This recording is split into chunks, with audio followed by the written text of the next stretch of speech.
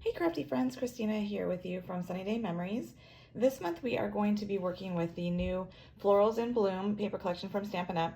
I love this paper not only because it's got beautiful florals in it, and we always love florals, right? But it features all 5 new in colors, which are so pretty. You've got this page here, this paper, this pattern that has the Secret Sea. You've got this one here that has the Timid Tiger. You've got the cloud cover here, and then on the back side here, it shows a little bit better. You've got the strawberry slush, and the Darling Duckling is the yellow here in these papers. So you get to see all 5 of them, and you get the beautiful florals as well as some other beautiful pattern papers. Today we're going to be making this special bookbinding card. When I hold it like this, you can see that when I open the card, this section here on the left does stay intact just like a book would, and you just open it up. And so it gives it just a little special effect, a little bit different for the card recipient, and it's super easy to achieve. So let's go ahead and get started. So the supplies here that we're going to be doing, so I am going to be using some linen thread here to tie it closed. You could just glue this binding closed. I will show you that later. But I am using 2 strands that measure 14 inches long. So that's the first supply, is having something like ribbon or that linen thread. And then from the Florals in Bloom, the papers that I'm using are, I'm doing a banner cut piece here of the Secret Sea. And just, I should point out, the die cuts that I'm doing are from the Stylish Shapes. So I'm going to be doing some circles and then this banner piece here. Okay, so then I've got 2 strips of this pretty floral paper. The one measures, they're both 3/4 inch long, wide, just so that it would keep it super simple. But because this paper is directional, you'll notice here that this one here is going upright, up and down, so it's going to be for the side one. So this one measures, let me see here, make sure I get it right. It is 4 inches tall by 3/4 there, and then this one here is sideways, because you can see that the floral images are going upright with the leaves going upright. And so this is going to be for the inside of the card. So like I said, it's 3/4 inch tall, and then it is 4 3/8 inches long. Okay, and then the final piece is this cloud cover stripe piece, and this measures 4 1/4 by 4 inches tall. Okay, so those are all of the Florals in Bloom pieces. All right, so then we've got some of the basic white. Like I said, I've done the die cut of the circle, and let me see, I don't think I wrote down the size of the circle. Let me just check it real quick. It is a 2-inch circle that you would need for your sentiment. Then I have got a strip here of, it is 7/8 inches wide, and then it is 4 1/8 inches long. And then to keep things easy, I have these 2 the same size. One is for the outside and one is for the inside, and they measure 4 3/8 by 4 1/8. And so then our final pieces that you'll need are the Secret Sea. This paper is so pretty, this color rather. This is one of the new in colors, and I really, really love it so much. The circle is a 2.5 inch circle. And then this piece here is going to end up being a standard size card, but in order to achieve that, it is 4 1/4 tall, and then it is 11 inches long. And then we're scoring it at 4 1/2 and 5 1/2 and 6 1/2. So 4 1/2, 5 1/2, and 6 1/2. And all of these measurements will be in the description under the video as well. So, but just so that you kind of have a sense while we're getting ready to start creating it. So then we're going to go ahead and we'll fold it in half. So that's under that, you'll use that middle panel, or middle score line, I mean, not middle panel, sorry. So I used a bone folder to get a nice crisp fold. Then I'm going to go ahead and fold back this other one so I can get a nice crisp fold. And I'm going to do the same thing with that 3rd score line, just so that it makes it easier to open it.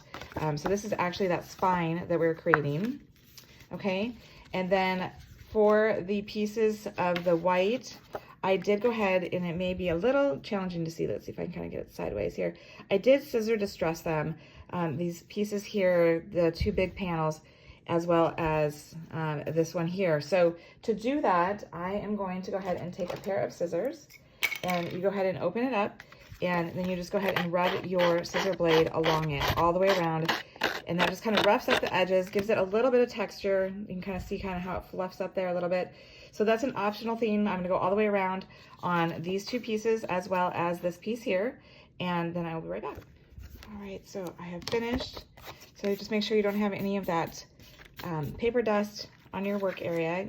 It does help to do it maybe over a garbage can or maybe a scratch piece of paper, so they can go ahead and just toss that into your recycle or your garbage. So now we're going to just do some simple layering. So the cloud cover paper here fits perfectly in the center of one of those larger white pieces. So we're going to go ahead and glue that on there. And then the longer piece, or not longer, the piece here that is going upright, that's going to be the one that goes on the inside of the other white one, just like so. So we can go ahead and, I glued mine just a little bit down, so just to have a little bit of that white border. You can glue it flush to the top, flush to the bottom, however you want it to be. But those are the next two pieces that we're going to go ahead and glue together.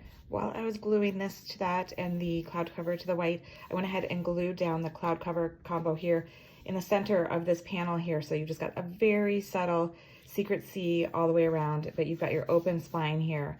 So that open spine then is going to be taken up by going ahead and adhering this piece to the center of the remaining white strip. And I love the back side of this too. All of these patterns are so great. The colors, it's almost hard to choose which you're going to use for this project. So you're just going to go ahead and glue that on there. And I will mention that the white that I'm using for layering all these, that is totally optional. If you don't want to use that extra layer, you're worried about the bulkiness, or you just don't feel like you want it, absolutely you could dismiss that. I just thought it made it pop a little bit more, so I liked doing that. So I always feel like a little extra layers does just give a little extra pizzazz to the project. So then this is just going to go centered on that spine, just like so. Again, leaving a little border of that secret C all the way around. So you can kind of see it starting to take shape. So now we're going to go ahead and we're going to do some stamping. So we've got our circle here that we're going to stamping on, as well as the inside piece. Here, let me bring it in here so you can see. So we're going to just stamp a little flower image in the secret C on this piece, and then we can go ahead and glue it to the inside of our card. So we're just going to go ahead and tap that flower into the secret C, make sure that we get good coverage on our image here, and then just go ahead and stamp it in the lower right hand corner. And you've got this beautiful floral image that can go ahead and ties in nicely with the flowers that is in the pattern paper. So then I'm just going to go ahead and glue this to the inside. Another tip for you with the liquid glue, I tend to not go too close to the edge because you don't want it to kind of ooze out on your project. You want your project to look nice and not have gluiness coming out of it. So there is the inside of our card. So now for the front image here. So we are going to be using two different stamp sets. That floral image that I just did on the inside is from the Mixed Labels, as is the sentiment, I'm so glad we're friends. But I'm also trying to tie in a little bit of that cloud cover. So I am using this circle, solid circle from Kiss of Texture. This is an awesome set for exactly what it says, creating texture, because you can tell from these images here that you can go ahead and kiss it if you've never done that technique before, where you push the two images together. So you could do this like kind of rainbowy one against the solid, and then it's going to get you another new look to it. And so it's just really a fun one, but it's fun to use it on its own. So if you're not aware, the cloud cover ink from Stampin' Up, they had a rare chemical issue with the ink from this particular color and the particular foam material that they use for their ink pads. It had a rare reaction, and so the color was never turning out like they wanted it to be, and so they are not actually selling full-size ink pads. So as you'll see here, I am taking the Stampin' Right marker, which comes with a brush tip as well as a pointed bullet point marker. And I am just using the brush tip here to go ahead and color the stamped image. I'm going over it a couple times just to really get good coverage, intensity, kind of keep it wet. And then what I'm going to do is I'm going to like huff over it. I'm going to take it near my mouth and breathe on it. And that's going to activate the ink again. And then I'm just going to go ahead and stamp down directly onto my white die cut, give it a minute for that ink to soak in. But this is just one way that you can get that cloud cover ink since you can't get a full ink pad. The other two things that you could do are, you can get, there's a mini spot, a little Stampin' spot that's in a collection of a couple other colors. So if you don't have those other colors, that would be a great way to go ahead and get that color. But if you already have those colors, a solution that I have been advising people is to go ahead and get one of the uninked Stampin' spots, as well as the re-inker, because the re-inker is fine. Do the re-inker with the Stampin' spot, and you can create your own little mini cloud cover ink pad, because those little mini ink pads are with a different material, so it doesn't have that same rare chemical reaction, and so you'll still get the beautiful color. So you can see I'm able to tie in that cloud cover as well as the secret C with my sentiment. So I'm going to go ahead and glue that onto my Secret C circle here, and then I'm going to go ahead and glue it onto the center of my die cut here, and then we will attach it to the card. All right, so I've glued those two together, just as I said, but I wanted to show you, I put some adhesive here in the center of the banner, and I'm gonna go ahead and stick this down. You don't wanna put it on the back of the circle because you'll have extra adhesive on there, so I did want to just show you that so that it was clear that that's what I was doing. So I'm kind of centering it on there so that there's an equal amount on the right and left hand side of the banner. And then I'm just gonna go ahead and press down in the center so it gets good hold. And then I want it to be raised up a little bit, so I'm gonna use some of our Stampin' Dimensionals on the back side of it. So flip it over, and I'm gonna put 3 of them here on the banner piece. And then that way I'm gonna stick it down just a little bit below center on the card. You could have it centered if you wanted. I just wanted to have it be a little bit more visually interesting by having it just slightly off center so the eye is kind of drawn to it down there. So I'm just going a little bit below and centering it from left to right. So then the final touch then is to go ahead and create this book binding. So as I said in the beginning of the video, you could just put some adhesive here and glue these 2 panels shut, and that would be totally fine. I wanted to add a little bit of some softness to it and some more texture by adding the linen thread. So I'm gonna go ahead and punch 2 holes so that I can go ahead and loop through the twine.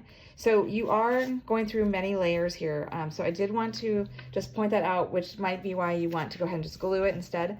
But if you have the crocodile, you know, back in the day, these are super duper powerful. So you can go ahead and you can punch your holes, 2 of them on here, and then go ahead and string it through. If, like I said, you don't have a hole punch that's gonna punch really strongly, just go ahead and glue the binding. All right, so I have gone ahead and I've punched both of my holes, and I've taken my 2 strands here of the linen thread. I'm gonna get them equal here. So I've got the ends equal, and then I'm just gonna go ahead and take them from the back and go to the front. And I'm using 2 strands just so it's a little bit thicker. 1 strand just seems like it'd be a little bit too light, but 3 strands felt like it might be too much. So I am going with 2. I know generally it's good form to kind of do things in odd numbers. It's just very pleasing, like when you're doing embellishments and such. So that's why I did think about 3 strands, but I think the 2 is a nice meet in the middle kind of decision. So I'm just going ahead and tying a bow here, and then I'm going to go ahead and balance out the bow, pulling the tail. There we go. And then you go ahead and just trim the ends, and you've got this wonderful book binding card design. I hope that you like it. I hope you learned something, especially this fun technique of using your marker to go ahead and have some ink. It just opens up the possibilities for you. So be sure to like the video and subscribe to our channel so you don't miss future videos. And until next time, stay crafty.